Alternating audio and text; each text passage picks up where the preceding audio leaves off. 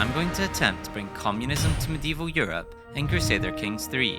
Today, I'll be using a custom character, Joseph of House von Stalinus, to speedrun history by staging a communist revolution centuries ahead of time. To start, we'll be picking a very suitable location to stage such an uprising, La France. Marxist theory states that history will follow 5 stages: slave, feudal, capitalist, socialist, and finally, communist.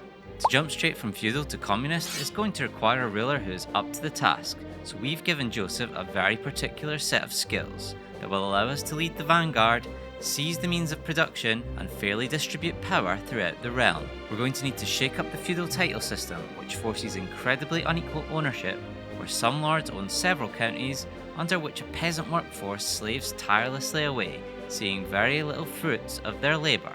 A ruthless man, Joseph possesses the traits we need to lead a newly formed dictatorship of the proletariat to begin a massive redistribution of wealth and land. We'll need to begin by imprisoning a huge number of our vassals, to then revoke their titles and seize the land they own, and then gradually move the nation to a situation where each count only owns one county, with the land shared amongst the peasantry. Inevitably, this is going to make everyone in the realm absolutely hate us, and as Machiavelli once said, if one cannot be loved and feared, it is better to be feared. So we've gone for the following traits: paranoid, callous, and arbitrary, helping us to boost up and keep our dread high, which makes our vassals terrified of us. We'll also get an insane starting level of intrigue, which boosts our success chance when trying to imprison other characters. Paranoid is particularly helpful in protecting ourselves against those who want to take us out, while we enact our fiendish plans. For the good of the people, of course. We grab ourselves an intelligent wife, who also has high intrigue, which we can use to bolster our own. And we have enough gold to embark on an intimidation tour, to amass copious amounts of dread, and have the chance of preventing rebellious vassals from joining factions against us. To maintain a base level of dread, we take the intimidation focus. And then to easily get vassals into prison without provoking revolts, we use the scheming branch of the intrigue lifestyle tree, unlocking the ability to surreptitiously abduct our vassals. We must ensure to maintain at least limited crown authority, so that land can be revoked and then fairly redistributed. Our intimidation tour unfolds, and we take many liberties. Opportunities present themselves that let us max out our level of dread by its conclusion. The next few decades are spent abducting as many vassals as possible, and as these exploits make a name for ourselves, with our dynasty growing more renowned, we begin to go down the Gale branch of the dynasty legacies. And once we reach the final perk in this tree, we shall see a great increase in our efficiency to send our vassals to the Gulag. With the feudal lords safely locked up, we begin to replace them with peasant leaders, who will help reduce the cost of unlocking the collective land tradition. We make sure not to bother developing many of our economic buildings, as we don't want to put ourselves too far ahead of our comrades, for wouldn't that be against the spirit of equality?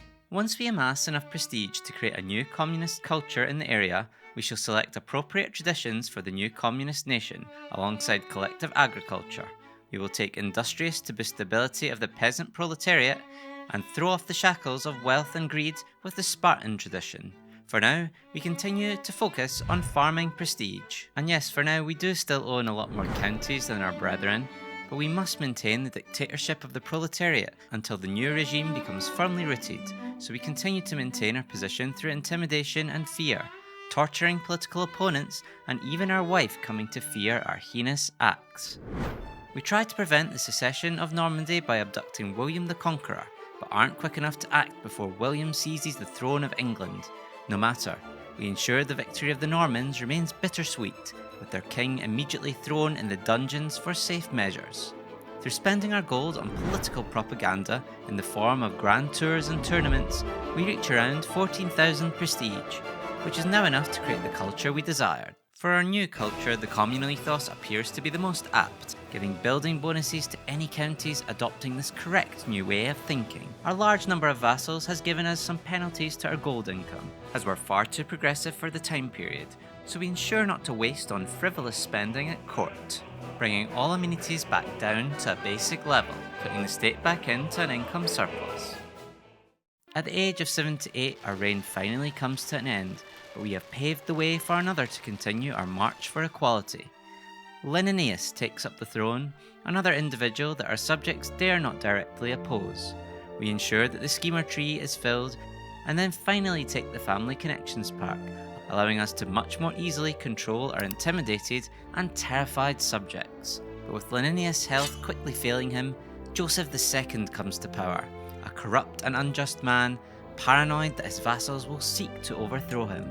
With this character we respect to obtain the prison feudal complex perk, and in conjunction with family connections, this significantly boosts our success chance of imprisonment, meaning we no longer need to rely solely on abduction schemes and can instead more swiftly take action to redistribute the nation's wealth and avoid rebellious factions. The feudal lords rather than the bourgeoisie have their land revoked and then are ransomed off, stripping them of their wealth for the good of the nation.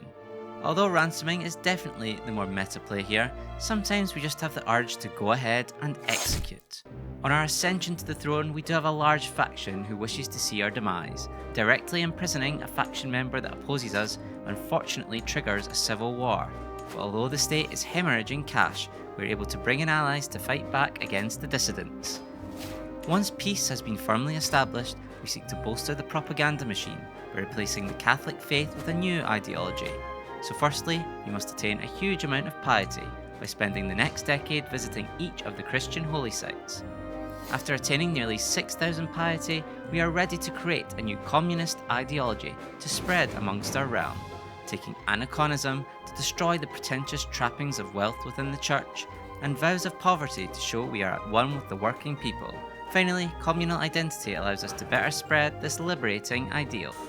With the completion of this new manifesto, we are murdered by an unknown assailant, likely our covetous son, Leninius II, who begins his reign by torturing his subjects to beat them into submission. Not having to worry about our vassal opinion, we select only the best council members to advise the nation, establishing a new technocracy. This unfortunately does not stop a claimant faction, as well as a few liberty factions, because we are now of a different culture to a lot of our vassals, but with a few allies at our side we manage to hold on to power. Once peace is secured, we begin replacing the local leaders with those of the new communist religion, who then use their propagandists to spread our ideas across the country. We also manage to establish legalistic, to increase the power of the state and support a larger number of count-level vassals within the nation. But it is at this point that the great powers of Europe realise that our ideas have become a threat to their feudal way of life. A grand holy war is announced against our nation, and a murder attempt is thwarted against us, our allies forsaking us and our military and economy faltering behind the feudal nations. There is no hope of victory. The German armies crossed the Rhine, laying siege to our only province, as we had truly embraced our communist ideals, by having everyone, including ourselves, hold only one province within the state under a collectivist regime.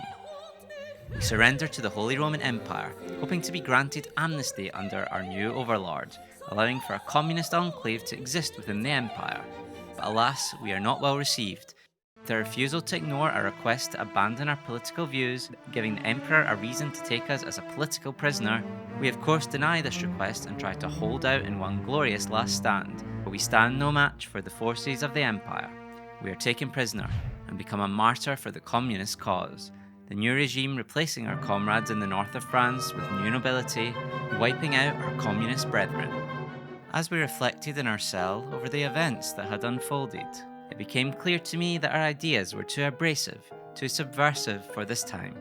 Perhaps one day some unsuspecting scholar will once again happen upon our story and spark another revolution for the glory of communism.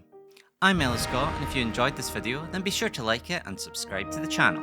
And if you're looking to see more of my videos now, then be sure to click on the one coming up here, which YouTube has selected personally for you. Thanks very much for watching, and see you in the next one.